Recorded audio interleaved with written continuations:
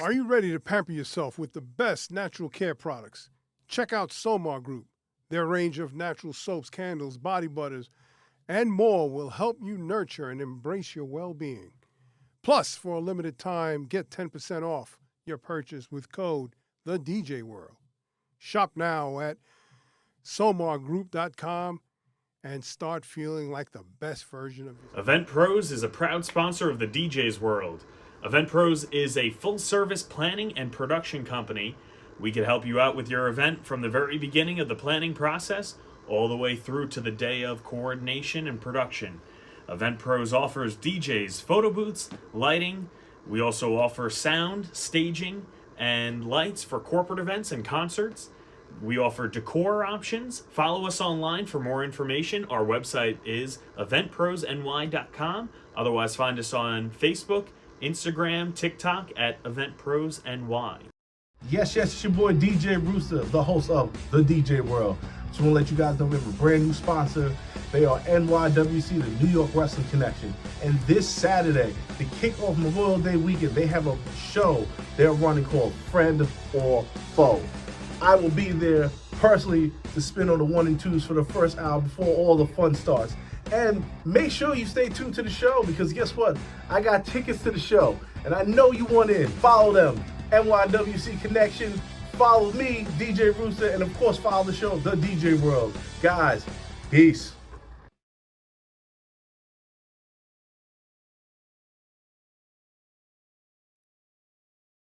Yes. You with your boy DJ Rooster on The DJ World. Yes, sir. I have a very special guest today who I'm actually meeting for the very first time, which is crazy to even think about that. Stevie Styles, baby. What up, Brewster? What's good, man? Yo, you crushed your set. I appreciate it, man. You really crushed your set. I can't wait for that to be on Mixcloud and everyone to hear that, you know. But we gonna get into it in this interview because there's a lot. Oh, my God. Like, you're the example of a DJ that I when I was DJing, I started to understand it's more than just spinning records, you know. But with that being said, man, I got to go from the beginning. I say this every interview. I hate asking this question, but I have to ask just to understand where you came from. So, like, how long have you been DJing, man? Not that long. I mean, for DJ experience, I mean, we hung around the same people. Yeah. We got people in the crews that have been in it for 20 plus years. Yeah. I'm half that, maybe 11, 12 years. Okay, all That's right. just a DJ, but I mean, from being a recording artist, hip-hop recording artist, I mean, that started at like 17, 16. Oh, wow. So, like, I just knew music. Yeah. Coming from that end. We grew up in the real eras of hip-hop, the golden eras. So, The best eras, but yes. I don't want to start any arguments, but It's all good. But so, all right, so basically you got into it, about what year did you get into it? Probably around 2011, 2012. Okay. And all right. It started out just because I was in the clubs as a promoter anyway, Yeah. and a club MC. Shout out to Mikey Batts. Yeah. He taught me the ropes. Shout out to Johnny Shine. He taught me the rest of it, and then from there, I just started working it from there. I started out in working in the barbershops, not the bedroom DJ. I started in the barbershops with a pop-up shop. Remember those white MacBooks that had the CD burner in them? And for all you other people out there that are younger, there were Memorex CDs. And you can, if you didn't have Toast, you had your iTunes open, and you can record your mix. Remember, MP3. You got the whole stacks? Yep. The whole stack of CDs? It was crazy because I literally was making it when they would first open. Shout out to Oscar and Jack in their barbershop. Those brothers right there, they always lace me up. I've known them for 20 plus years. They literally got me in there. They're from Queens, and they're like, yo, man, play this, play that, play this. I want to hear all this stuff. And they were schooling me on, like, all the after-hour club scenes. And I literally would make the mix, like a 90-minute mix, literally for, 80 minutes, because that's how much the Memorex.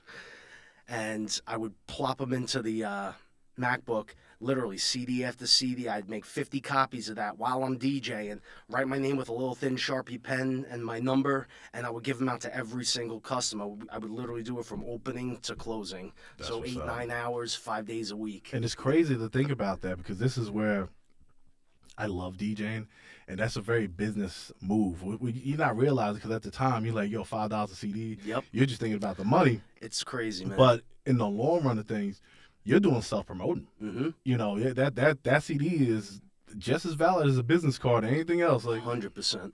you know. Yeah.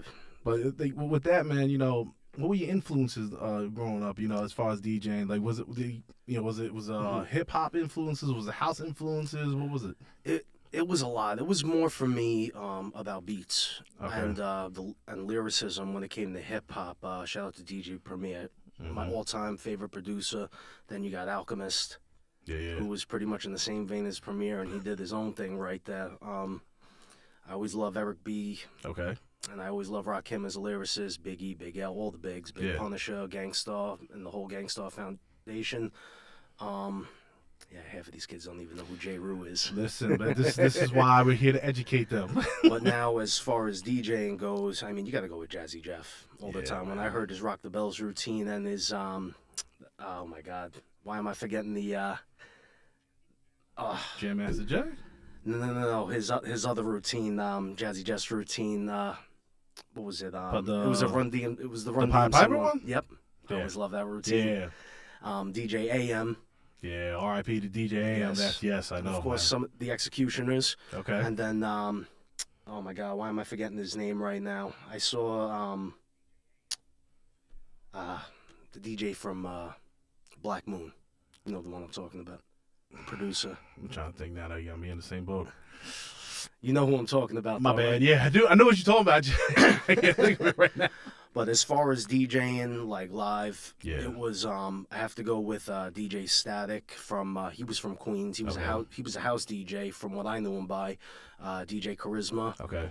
I pretty much learned from those two people in particular when I first started, and just watching how they would read the room, because from there, back when Zachary's was still open, Ooh, there you go. There you go. I literally was able to smoke cigarettes down there, sipping on my scotch at one point, and I would just literally just be in the DJ booth. I wouldn't be dancing, I wouldn't be talking to nobody, and I would just watch what they do. Not to cut you off, but you know what's so crazy about that, because I've told many people, and they don't understand what I'm about to say, but you'll understand what I'm saying. I could legit go to any club, right? I could go get a drink. I could go buy a VIP by myself, sit there, and just listen to music all day. Like, I think that is the best thing you could do when we have opportunities, when we be able to sit in the booth with someone and just listen. It's crazy. I remember, it's Stereo Garden now, but I remember Emporium. Yep. Emporium had Lil Jon come down. And at the time, I didn't even know Lil Jon was a DJ, and I was able to be in the booth with him. And he was cool about it because no one really had anyone hovering over them. But he was cool about it, and I listened and I saw the different mixes that you really don't hear on the radio anywhere else. And then I was lucky enough to have a good 10-minute conversation with him. You know what I'm saying? Like it's more about, like you're saying, just studying. Exactly. Like it's crazy what you can, if you just stop and listen, what you can learn. You know what I'm saying? 100%. And the whole thing is, DJing is a feeling. Yeah. The whole thing is, people don't realize it, and that's the art of DJing. You're trying to create an emotion out of thin air. I am the believer of don't put your phones out and everything, trying to record the memory. Yeah. The whole thing is that I think that's back in the day. Now, this is just my perception and my opinion of it.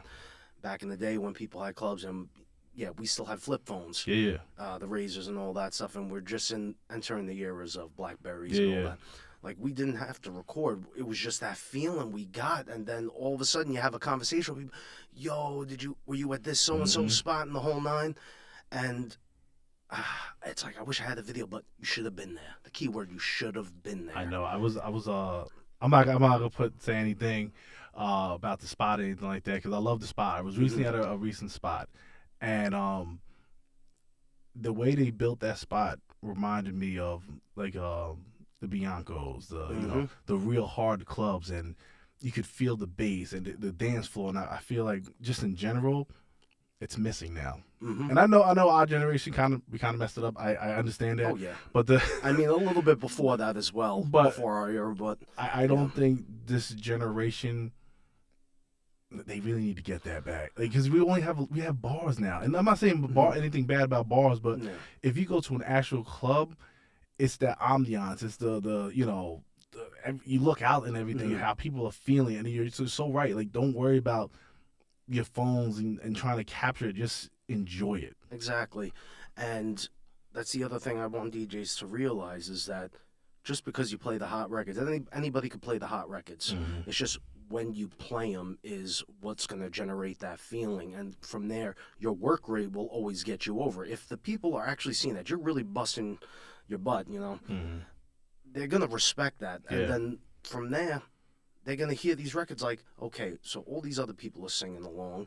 I'm like, it's got to be an important record. Yeah. I think that's the only thing I like about Shazam nowadays, is that now these kids are actually educating themselves. Yeah. And all that. If they're trying to Shazam a song, sure, why not? Yeah. I'm the believer of, now I use this very, very loosely, because if people are watching this, they usually see how I work.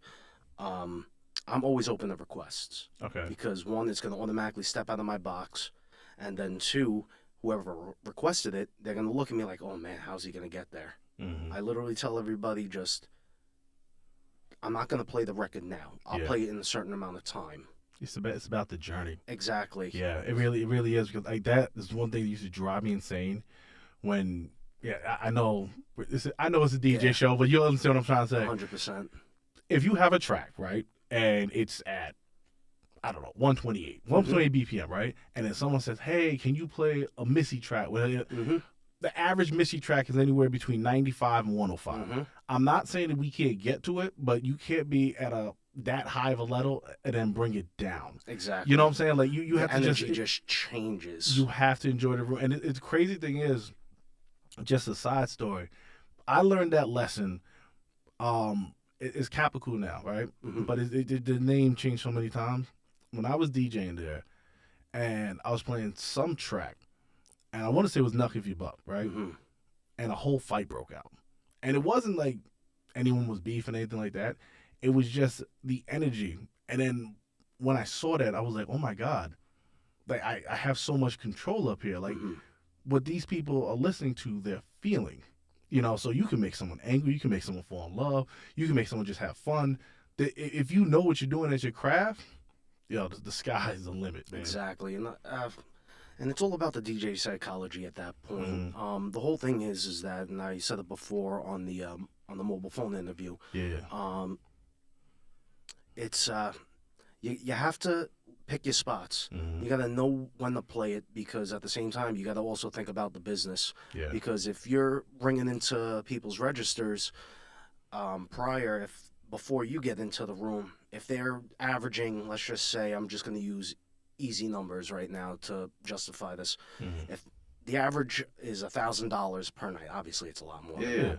And then you step in there, sure, you can maybe double that. But on a consistent basis, if you're constantly playing for the room and the numbers go up, of course they're going to want you back. Yeah.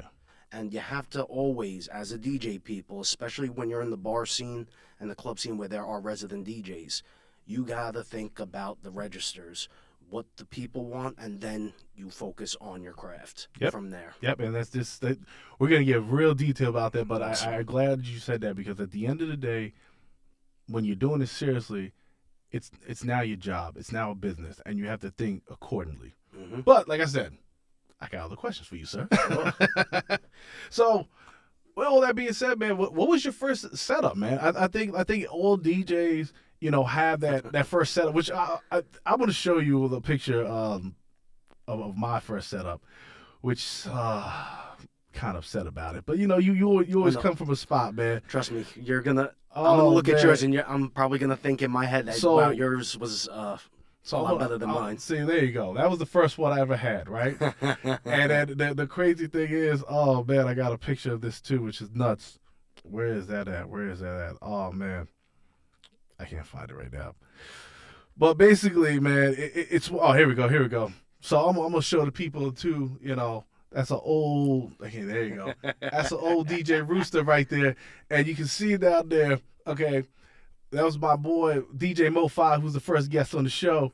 He had his whole setup, and right underneath that, he put a remote for the TV, so we'll hold that piece up, man. And that's my first setup. I learned on first with DJ and whatnot, but it got me to where I am today. What was your first setup, man? Mine was Pioneer's first DJ controller, the DDJ S1. They had the T1, I believe, and that was for tractor, and then they had the Serato Itch. Don't knock Serato Itch, people. No, listen, I stand by the what do I have? I have right now my NX7-1, which originally had the Itch on it, you know. Yeah. But as you said, sir. So it was the DDJ S1, and like a lot of people would knock in these controllers, but I said to myself, all right, obviously my pockets were lighter back then, so it's get what you can afford. Yeah. That and the 2 Alto Professional, what was it, 12-inch tops? I'm sorry, the 15-inch tops I got. Well, before that, community speakers with the Crest amp. But I was here with an amp on the side, right? Yep. And I remember like everyone was talking smack and all that stuff because it was a piece of crap controller. It was a plastic controller. I brought that while everyone was rocking out on either the Reigns or what was it, the 900 mix, the Pioneer 900 mixer. I thought you were going to talk about the TTM back in the day. 'Cause that was the first one. There were, but a lot of people were talking smack about it, and you know what? I would just hear all the nonsense, and I'm saying to myself, "Watch them get on board later." All of a sudden, you had what was it, the SX came out, and then everyone started getting on board with that, and then all of a sudden, the DDJ 1000. Well, the crazy thing is, if you remember, because I started getting professionally into it in 2009, and around that time, you had the Serato box, the SL1, and the SL2. Yeah. So around that time, that you can plug that up into anything, but that was the start of controllers. So a lot of people, I feel like a lot of DJs do that now too, where it's like, you get the real old school heads that, been DJing, from the golden era, and even though the Phase is a great tool, they may not want to use it because they're used to something else, Yeah, 100%. I look at all these DJs now, and let's put it this way. We were down at Smithtown, Napper Tandy. Shout out to DJ Danger. Dangerous. Him and I, we literally, just for the hell of it, we took 2 small little $300 controllers, and we just DJ'd off them. I put my Mackie mixer in the middle. We plugged in 2 DDJ Rev 1s, and then we just started rocking out with them. It's not about the controller. It's about knowing your records, and you can literally get a party rocking. Does he Danger still have the what is it called? What was it? That little the DJ Go? Yep. Okay, let me tell you something. That and shout out to Danger because he knows it. All right, but I remember seeing that and I was like, what the hell is that? But because Danger is so good at what he does, if you put that man behind the door and let him rock out, you would think he was spinning on techniques. Yeah. Disgusting. And it shows so right what you're saying.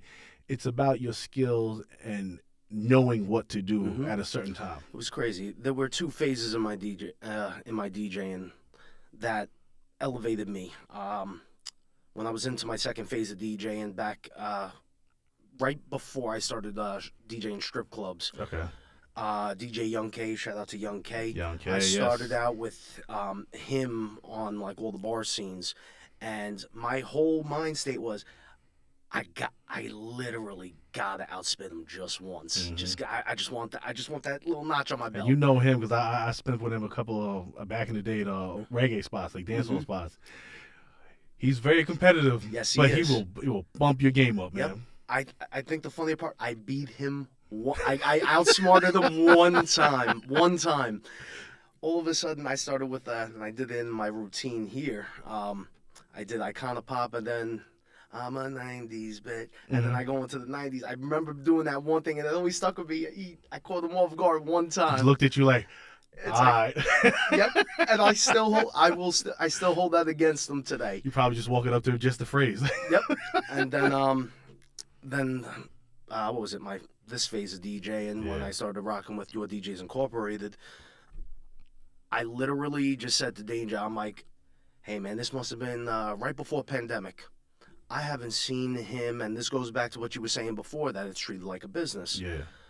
So I hit him up on, what was it, 4 or 5 years ago, All right. and just on Facebook Messenger.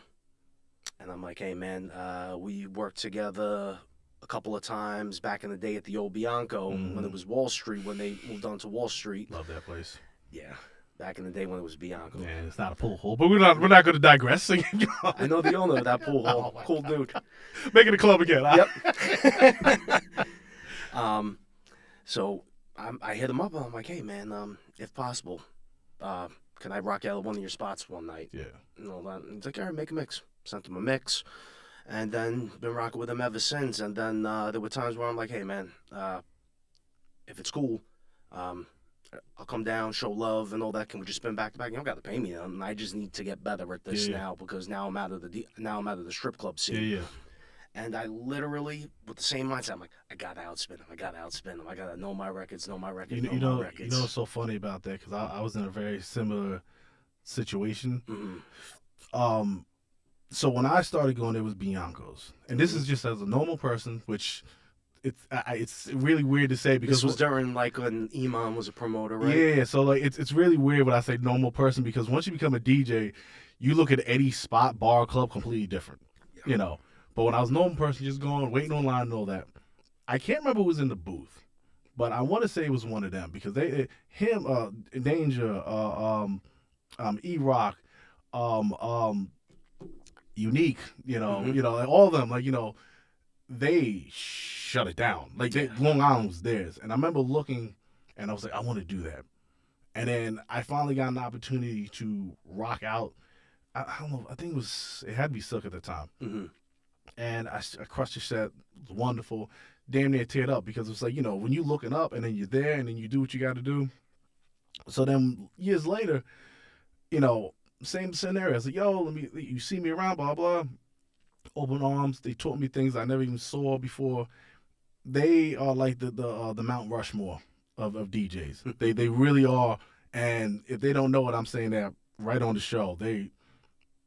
Younger DJs, if you need any inspiration, then you need to go to them. You need to look at their mixes. 100%. You need to just study, because the things that you'll get from them, it's priceless. Mm-hmm. I think nowadays, like, the prime age for DJing is after 10 to 12 years experience. Yeah. And all that, because then from there you're able to adapt in any situation, whether it's from the audio end, wires and cables, etc. And then you've pretty much run into all the problems that you possibly could have by that 10th year.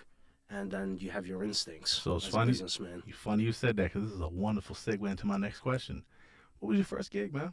Will you remember your first gig? First paid job. Well, that's where we go. You said that, because when you are, and I said it on the last show, and I'll say it on every show, I hate saying bedroom DJing, but I would refer to it as practicing. When you're practicing and you're rocking out with yourself or your boys or whatever the case may be, or you're doing backyard barbecues and whatnot just for the fun of it, that's one element.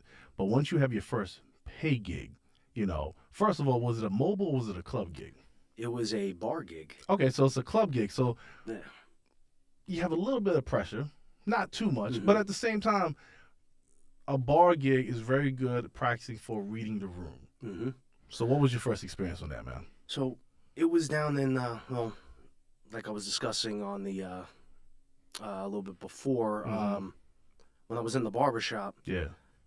That was my quote-unquote bedroom DJing. Yes. When I'm home, I want to decompress. So Okay. for me, I rarely practice at home unless I'm recording a set. Mm-hmm.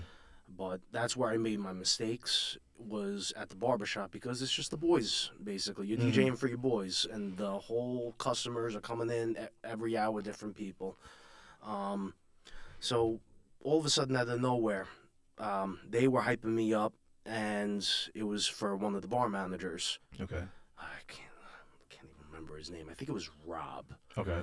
And he You worked remember at Christopher's. I was saying, you remember the barbershop, Christopher's name? No. That was Oscar and Jack. OJ's Barbershop. Okay. Right on Route 110. Now they're right across from Walt Whitman Mall. Okay. Oh, it's out in Huntington. Okay, okay, yeah. I'm sorry, no, it's further down now because now they make hustler moves. They bought the building. There you go. Ching ching. Yes, and I learned my hustler mentality from them. Okay. So all of a sudden, I get a paid job at Christopher's one night. It was 4.5, 5 hours I was there for. I got paid. So my DJ psychology, and it's gonna answer this question, surprisingly, came from professional wrestling psychology. Oh, wait, time out. Hold Yes. up. I had to stop you there because I have been saying this. hmm If I'm thinking what you're saying, I've been saying this for a long time. Go ahead. So the whole wrestling psychology is reading your room, and I always studied people like Ric Flair, Mm-hmm. Undertaker, Mhm. Goldberg, Stone Cold, The Rock, Triple H, and the whole DX crew, Yeah, yeah. and I would watch how they literally would wrestle, and their work rate was slow, steady, precise. Okay. And they picked the right times to do things. So I put that in my mind into DJ psychology. Yeah. It's like, okay, I'm gonna play the hot records. I'm gonna play the best records, not from the present, but 5 years prior. Yeah. And I'm gonna keep that energy because my whole psychology is okay. They're stepping into a bar. Majority of the times when you're in Huntington Village, Mm-hmm. it's you have predominantly white, then you have Latin and black, Yeah. which is the minority of that coming into that spot. So from there, I'm like, okay, I'm gonna do pop R&B from early 2000s, Yeah. and I'm playing those records nonstop. And then from there, they're like, okay, they're vibing along immediately. So the whole thing is, I want them to think in their head, okay, he's playing all this great stuff right now. What has he got going on after? My whole job as a DJ, remember how we were talking about before, I don't want them recording. Yeah. I want them just to be like, wow, you should have been there. This is where it starts from. And the whole thing is, I want them singing, dancing. I don't want to wind them down and play a filler song, so they can go to the bar. I want them to be dancing or singing so much that their throat is parched. Yeah. And they have to go to the bar. Because then from there, my average stay time for a customer when I'm DJing, give or take around 2.5 to 3.5 hours in Okay. between there for a 4-hour thing. Yeah. Yeah. So I would literally use that, like those mid-tier match cards from the wrestling psychology and how they structured a match. Yeah. And then at the very end, maybe the last 15 minutes, that's when I slow them down. I keep going in nonstop. But with that attitude, with that mindset, and that energy throughout all those songs, it's just going to show from there because the average record is spun for a minute and a half. About Chorus, verse, chorus. Maybe. Yeah. Yeah. Chorus, verse. Maybe. Yeah. I have to say that because you don't want to go. You don't want to go into the second verse. I agree with that. Yeah. Yeah. Okay. So that was my mindset, and from there, and that's how people know me nowadays is Yeah. my work rate. I'm just going in nonstop, and I don't want to slow them down. But with that, it's a very dangerous area to be in because for DJs that don't know their records, Yeah. that's where they all of a sudden have a lull. Well, all of a sudden, that's why you got to get yeah. that experience. But you a big wrestling fan? always. All right, so I got two things to say. I will put a quick plug out there for my new sponsor, NYWC, New York Wrestling Connection. They got a event this weekend, okay? Your boy DJ Russo will be spinning on the 1 and 2 for the first hour. It's going to be a great thing. If you want to come down, I got you. Boom. And then the crazy thing is, you say about that, on our next show, we have a good buddy of mine. His name is Absolute Alvin Alvarez. Mhm. He's a DJ and a pro wrestler. So it's crazy you say that, the whole pro wrestling and DJing thing, because I've said that so many times. It's like, especially if you take big names like a Diplo or like Skrillex or something like that. A wrestler, when they go out there, right, it's how can I brand you? Mhm. Same thing like a DJ. When you go out there the first time, no one knows who you are, just listen to music. Mhm. But once you start understanding the crowd, once you start understanding your craft, you become better and better and better. It's I swear, pro wrestling and DJing are so similar. Because the they're going off of it's- psychology oh my and God. reading a crowd. I've said that so many times, and I'm glad someone else in here understands. I gotta dap you up on that. It's crazy, like, because it's very simple. Like, you have to practice, you got to train, you got to travel. You know, the wrestlers, most of them don't pay for I'm sorry, most of them don't get money to go to hotels and whatnot, anything like that. You know, sometimes they do, but sometimes they don't. Same thing with DJing, like, especially when you start traveling and whatnot. It's so similar. It's crazy. Yeah. You know. And literally, when you're talking about branding, everyone knows me as what was it? Was it Napatandy's Bayshore? Yeah. Bartenders always tell me from the customers, they're like, "Yo, was that jacked up Asian guy here?" And it's the easiest. It's crazy because I'm just known as that Asian DJ. Yeah. Shout out to my boy Neil, DJ Niru. Yeah. He literally looks at me and he's like, "Yo," and you'll appreciate this nickname. He's like, "Yo, you're Bolo." Oh, come on, man. I got to get Niru on here too, man. So with all that being said, man, what was your experience in your best gig and your worst gig? Let's dissect it first. Let's go with your best gig because I want to. Club or mobile, or are we doing both? Want to do both to make it easier on me? Yeah, let's do both. It's so many questions involved, but let's do mobile first. And I usually say let's do mobile first because mobile is a little bit more structured. You have freedom, but you don't have freedom. It's more of like you want to be pleasing your client more than anything. You're there just to make sure things are straight. You know, not too much about I want to play this. It's no, but you know what I'm saying. Yes. Say what you say. Let's go mobile first. All right. So I gotta. This is with Your DJs Incorporated. This was best their gig. Now. This is the best mobile gig I've ever done. So shout out to Danger on hooking me up for this one. So it was as DJs. It was me and DJ C-Rule. C-Rule, say up. So it was for the CSCA, the Stony Brook Union. Okay. For the staff over there. So we had like 700-800 people. Okay. So I always tell Danger this all the time. Like, don't say, do you want to do this gig? Just put me on this and all that. And from there, it's going to make me want to expand out more. Because if you give me the option, no, I'm going to want to stay in the bar scene and the club scene. Yeah. So, but you got to grow. Exactly. Yeah. So I don't like giving myself the option. I just tell him, yo, just put me on whatever you feel. He's like, okay. So he puts me on this one. I get there, and he's like, okay, it's you, C-Rule, and all of a sudden I start seeing, and I'm just looking at the crowd, and I'm looking for receding hairlines. I'm looking for how young these people are, and I'm looking at the women in here, and I'm like, okay. So I gotta start with like 80s R&B or some late disco. That's a fair, safe area to go to. Okay. Yeah, and God, well, I forgot the name of the artist. I'll do anything for you. Ba-dum-ba-dum, ba-dum-ba-dum. You started with that one? I started with that Sherry Lynn song. Oh my God, it's part of. Isn't it horrible? Like, if you see it in your crate, you know what it is. Exactly. But, yeah, I know what you're saying. I started with a Sherry. Guarantee you know what crate is in right now. Oh man, you know this. Yep. I started out with that one. Yep. Why can I now?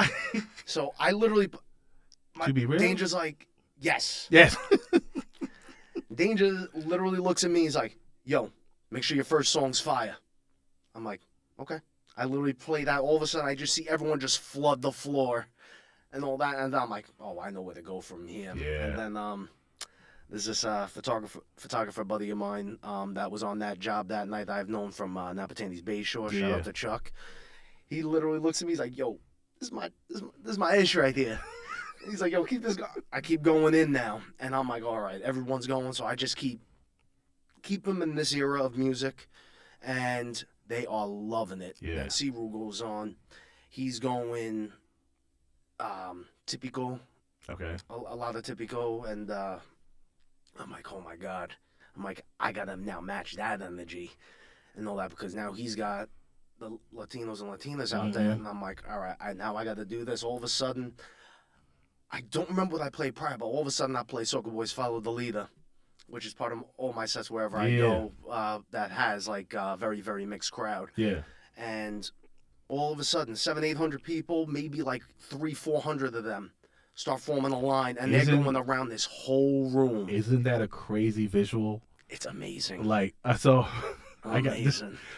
and no one take my boo because I'm about to tell you something. Okay, so I have something similar I do where basically if I'm doing like a kids party, something like that, you put the cha-cha slide on, right? There's a part where he claps a little bit longer than usual. I loop it. I loop it. Loops are your friend, people. And then I walk away. And I've done it thousands of times. I see people like this. It's like, will you stop? But it's just, like you said, it's the experience. And then you get to watch it. And then you have like 800 people doing Follow the Leader. You being in the booth, whether it's above or on level, it's just insane to see that. You know, but then it makes you like, where do I go from here? Like, it's crazy. We have videos up on Your DJs Incorporated YouTube that actually has like a lot of stuff from that particular event. Dude, it was flooded. yeah. By the end, we burnt them out. Yeah.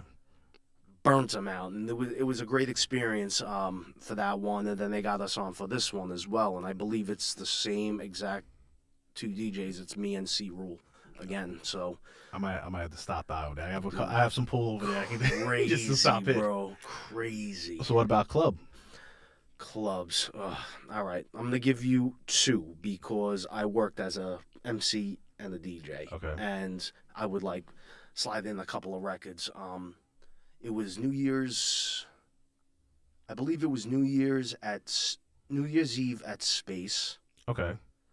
And I was the MC, and I believe I spun a couple of records on that one. Just because it was Space, it's New Year's, it's a freebie. Yeah. I love that one. Then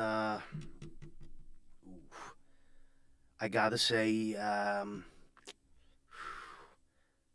Normal Nights at Napatandy's Bayshore. There was this one time I just had these people in my hand, and I can hear everything. You know when you can literally play the music, but if you hear someone having a conversation, and you're like, yo, I heard that. So it's like DJ ears. I say it all the time. That's exactly what it is. I like that. Yeah. So I'm doing one of my routines, and I hear this kid. He's like, "Yo, man, I play Dancing Queen." Okay. And it's at around 11:30, and I Still fairly early for a Dancing Queen, but well, here's the thing. Yeah. My psychology for them is I'm playing all the yesteryear hits earlier. At the end, I play a lot more Latin, reggae, and classic R&B. Okay. And all that. It's a smooth night. It's really. I love it. That's a smooth night. And that's where my whole entire work rate of psychology, it's dialed up to 11 at that spot. Okay. So all of a sudden, I play Dancing Queen, and I hear the kid like, "Yo, man, this isn't a wedding." I literally lower the music, and I'm like, "Yo, my man, I heard you. I know it's not a wedding, but look at these people singing." The kid just looks at me, turns beet red, and he kind of walks away. outside, yeah. He had to discuss his life choices with himself. He's like, you gonna call me out? I'm gonna let you have it. Like, straight up. And that's one thing I hate nowadays, when they hold up their phones to do. I called out this one girl because I was pretty much burnt out, and it was the weekend before my vacation last week's, and girl holds up her phone, and I'm in the DJ booth, but she's by the bar, but I see her holding up the phone. I went from tired to now seething. Yeah. You're seeing the veins come out of my eyes and my neck, and I look at her. I'm like, yo, shout out to the girl on the phone right over there. You, come here. Mm-hmm. Like a daughter knew and she'd done something wrong coming to daddy. Just like, yes. I'm like, listen, I got no problem playing requests. Mm-hmm. Come to the booth. I'm a human being. Yeah. Now, excuse my language for this, and if there are any women listening to this right now, I apologize beforehand. But I'm like, you see your phone? It's like if I were to send a dick pic and put it in your face. Yeah. You would find that a little disrespectful, wouldn't you? Yeah, I know you would. And then she's trying to interject. I'm like, let me finish. Mm-hmm. So when you're doing that to me, I feel the same way. I will play your song. Not a problem. Just come and ask me. I'm a human being. Yeah. I'm not a robot that's going to spot that and then let alone you Where expect did me to read that that? even come from? I don't know. And still to this day, I don't even know how to get to that screen. So to all the listeners on here, please let me know how to get to that screen, because I literally, if I see that, I'm going to learn how to do that and say, come to the booth. You know what's so crazy? That's kind of like back in the day when we first started DJing. Do you remember where like Serato did a big, where they were like no request, and they would have the big, the big no crossing sign, whatever the case may be? It's the same thing, just different time, man. At, what was it, Koyo I believe in Miami. Oscar G, he's the resident DJ there, and he has right behind him a light up sign, no requests. And I'm like, oh, that's awesome. You know why though? Because what you were saying before, and I think, especially in the clubs, you need to just enjoy and feel it. Like that was like, I swear it pains me because I really don't know the status of it. But I think the one thing that we had right on Long Island was the Nautical Mile back in the day. And when you went to damn it, what's the not Tropics, the other one, Broncos? Yep. Yeah, I always mess the name Broncos. up. Both of them. Broncos. Both Broncos.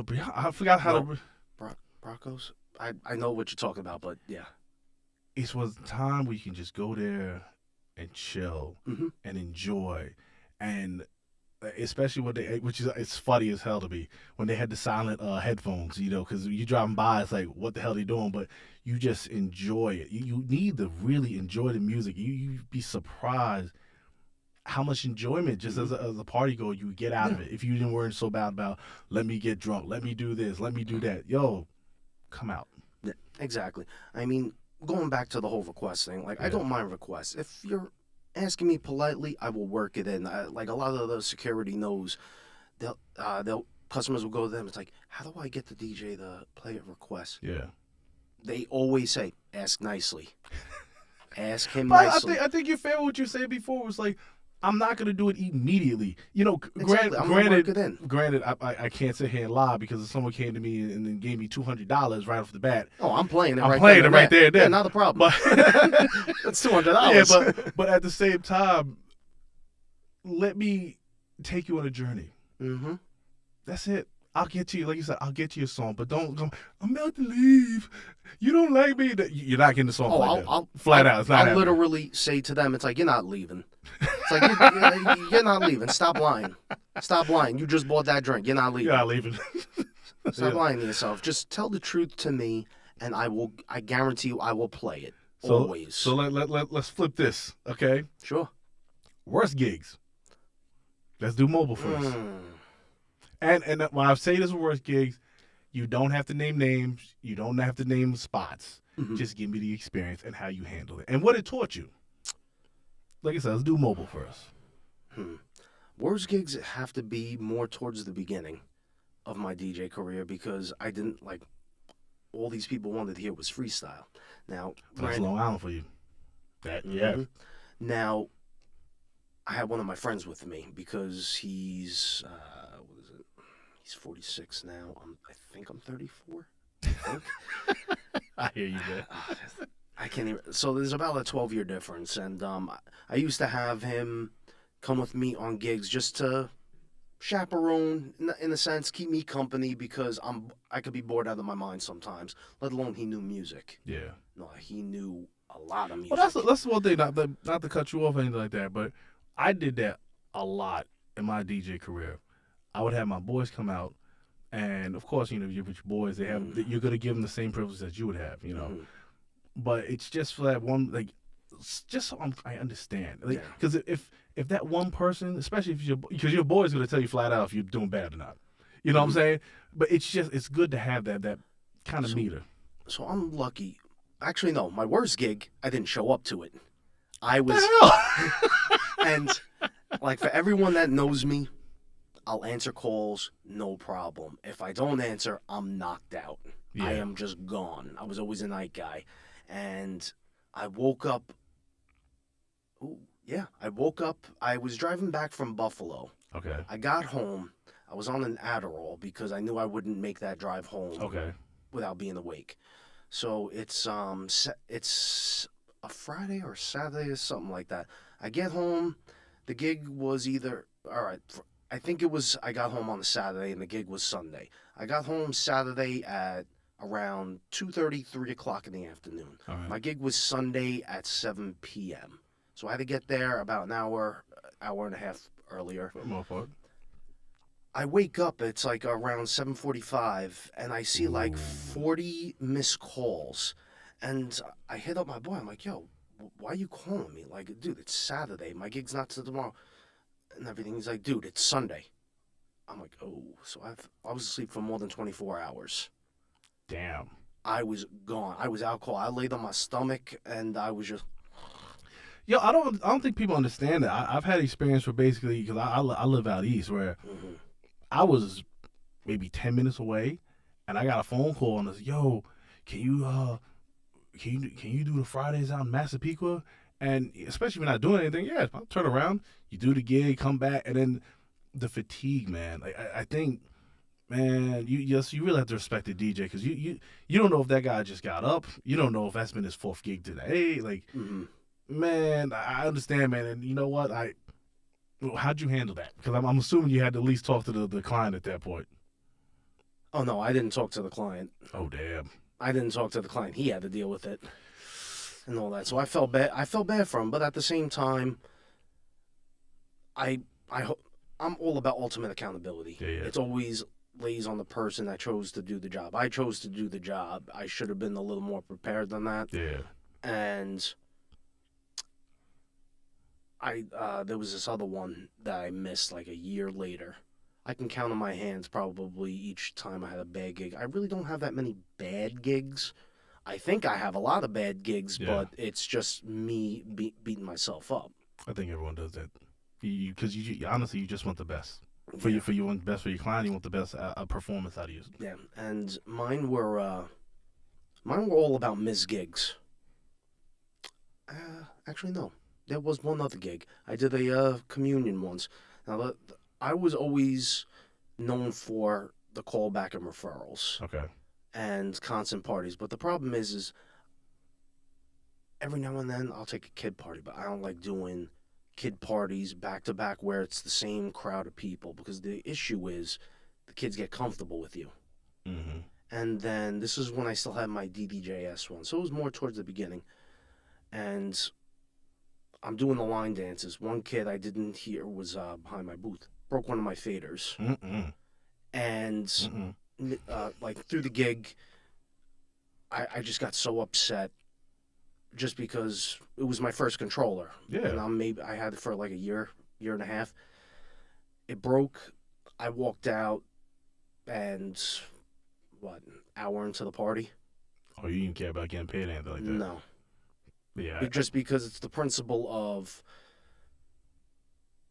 showing how good of a parent these people are. And I looked at this woman and I said to her, I'm like, listen, here's your deposit back.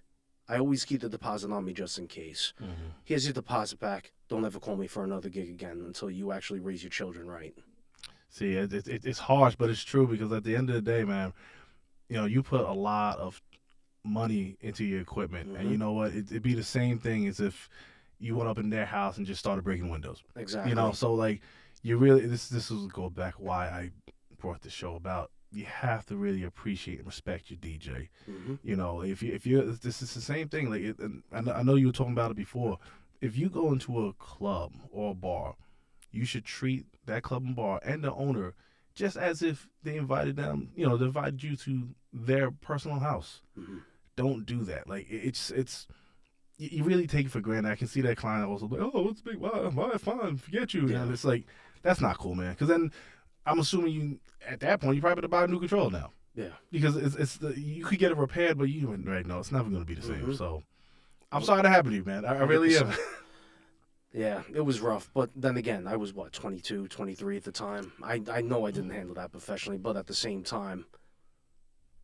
No, it's this, but it's still the same thing. It's the same violation if someone came over there and slashed your tires. Mm-hmm. It's just everyone go, oh, just buy a new one. Do you know? Listen, I wanted the Rain one for the longest time. Okay, I still kind of want the Rain one, but the Rain ones were like 17 right now. Mm-hmm. Okay, A buddy of mine, DJ LIAM, he was on here. He also runs Event Pros. Okay, he had me come down to his studio. He has the reins, the ones like the techniques and whatnot. I was spinning Like on the them. 12s? Yeah. I really don't touch those too much because it's techniques, and I know some people are intimidated by them. And then he was like, "No, you got to try it." So I tried it. I loved it. I want them now. But that whole setup between the mixer and the turntables, that's easily $4,000. Yep. Easily. So you're telling me some kid come over there and just I'm losing it. I'm I'm losing. So I understand your pain. I don't mean to laugh at it, man, but I understand it, man. It was traumatizing. I believe it, man. So as we're winding down and everything, man, I gotta ask you. You've had a great DJ career, but no matter how great any DJ's career is, you have a bucket list. What are your future goals as a DJ? What spots would you want to do? Do you have ambition to go do, the Super Bowl or WrestleMania, which I would love to do that. Like I forgot who he's done it the last 2 years, but I know he runs with oh my God, he just did that that remix with damn it, Sierra. I mean, for me, I want to be able to. There's a few things on my bucket list. From a production standpoint, I would love to have one of my songs featured on a like a pro wrestling pay-per-view, or PLEs is what they call whatever they call them now. Pay-per-view. I don't care what they say. Exactly. DJing for a house crowd. Yeah. Where they know it's going to be house music, and I can literally take them on the journey from there. Like, mine aren't specific. It's more of a broad thing, and be able to play a lot of my stuff. Because I'm in my third leg of my career now and all that. Because now I'm like, all right, I'm finally able to do this full time. And that started during the pandemic. Which, just by the way, congrats, man. Because I remember I was able to do that at one point, and it's so fulfilling. Yes. It really is, man. And the whole thing is I said to myself, okay, I have these other jobs, like working the strip club, because I was also a manager of the strip club. I got some stories. Maybe we'll save that for another podcast. Yeah. But, beep, beep, beep, beep. but I got that out because I was using that as a safety net. Okay. Now it's all in. Finally, after all these years, I'm like, all in. Yeah. There is no age count when you're DJing. To all the listeners out there, there is no age limit. You can look at, for instance, Carl Cox, house DJ. He's, in his 60s now? He just, I don't know if it was old enough, but I just saw a post today that he was DJing in Egypt, right outside the pyramids. Mm-hmm. And I was just like, those are things you don't even think about, man. That's a beautiful thing. It legit gives me goosebumps because that's it. If you see the pictures and everything, just the environment and just, that's back to what we were saying before. Feel the music. Always, man. Always. I think the more self-fulfilling thing to me is when people at the very end, they're just satisfied, they're smiling. For a couple of gigs every now and then, I always see people just like really vibing. I had this one guy come up to me, he's like, yo, I cleaned up, bro. I got like nine numbers here. Thank you. Right? I'm like, not a problem, man. I remember saying one night when like I see all these women like with men grinding up on them, and I literally said, that's right, ladies, this is Stevie Styles here. Remember, in 9 months, you name your child after me. Which is crazy. It's crazy to do that, which goes back to what I was saying before. And I was guilty of doing this. Yeah, I will always see the like the one person nervous to talk to a girl, something like that, right? Mm-hmm. And they walk up. This is your in. If you sing the song to but them. Then I'd be mean and like, all right, he's there. Let me switch the song up. Like, but it's like, I know it's a horrible thing to do, but it's actually pretty good. But it's pretty good. I know the audio points are spiky right now.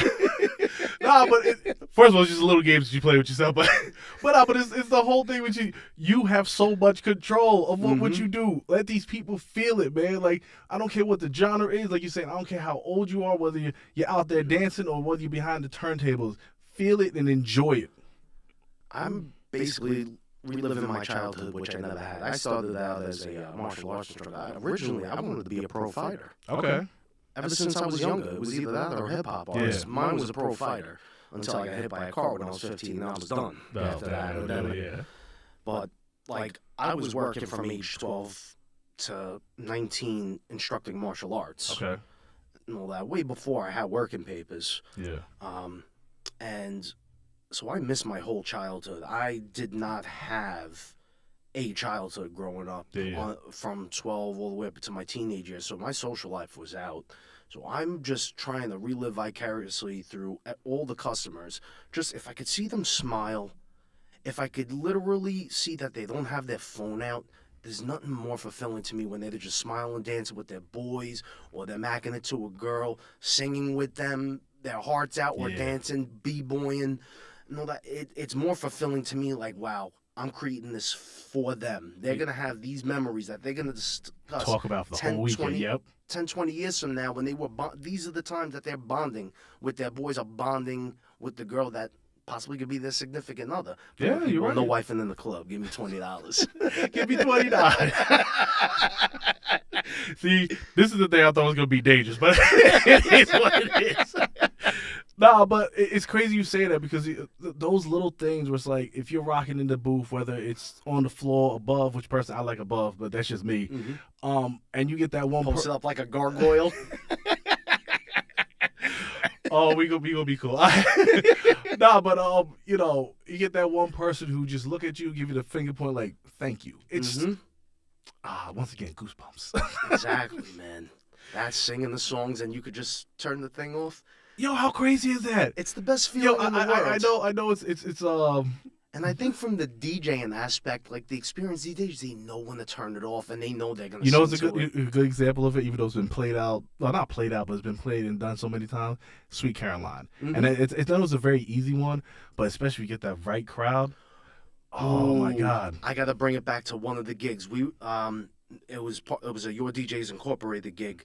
We had the Patchogue live after 5.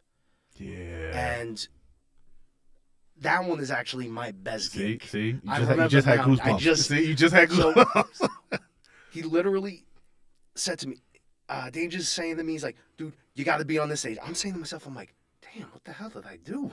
He's like barking at me right now. I'm like, it was like, you know why though? Because that man's a perfectionist. Yes. And if he feels something, it's just like an artist. You get up here. Here's the thing. Because he wanted me for this final one. I didn't know why. And then it all came full circle, but I'll get to that point. So we have the most poppin' area. We're right by, I believe, Meatball, we're right by Whiskey Neat at that other end. And we have this full line array rig up. And my final set, I'm like, speaking of Sweet Caroline, that's why I thought of it. I have a house version of it, an old one from like 20 years ago that I still use to this day because it works. And I just did a memorable, like, early 2000s house set when you had Whitney, Reza and Guido's Do It Again. I had everyone rocking. I'll show you videos after this interview. Dude, I had these people in the palm of my hand, and I cut that off, and they're doing the whole thing. So good, and all that. That was probably one of my best gigs, but now to the point being the reason why he was barking at me, turns out because I forgot it was my birthday weekend. So he's like, yo, cut the music off and all that stuff and thank him before we switch over to the band. So I did, going back to the wrestling thing. I've done this same routine for 14 years of my DJing. 12, 14 years. When I cut the music, I'm like, I hope everyone enjoyed it. If y'all ready to turn up right now, give me a hell yeah. And I'm like, this is a family thing. So and everyone was with it, and I just heard that. So before they went on, they're like, I heard it was the DJ's birthday. I'm like, damn.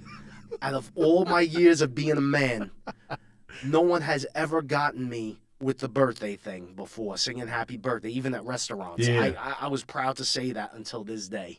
And then they caught me off guard. Now the whole crowd singing happy birthday. See, small things like that. He got me. Danger, if you're watching this, you were the only one that got me. No one else has ever had that title. I'm saying this. I want Danger on this. I want to hit him up tomorrow. I'm definitely hitting him up tomorrow. All right, man. I got one more question for you. Sure. This honestly has been a great interview, man. Appreciate it, man. Thank you. What advice do you want to give to the younger generation of DJs? I was talking to Blazing earlier today. I had a DJ on here by DJ RC. Okay, the kid's only 18 years old. He's shutting down the team parties, which I didn't even know they still had, but he's shutting them down. What's so amazing about him is that he started DJing for his boys and backyard barbecues and everything at the age of 13, and he's 18 now. And he was like, "Oh, I really wasn't doing anything back then." I said, "No, you have 5 years of good experience when you were young, and now you're shutting things down." He's basically full time with DJing. You know, I love the way he does things, but you know, there's a generation of DJs just like him. What advice would you give to them if they were here with you right now? Very simple. Surround yourself with the right people.